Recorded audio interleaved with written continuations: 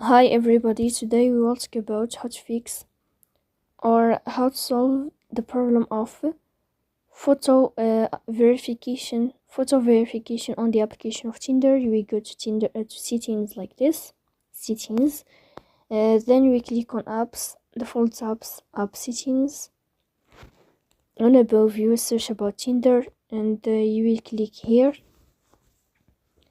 Then this page of app info, we click on first stop and you can click OK. Here you will enter to the window of storage.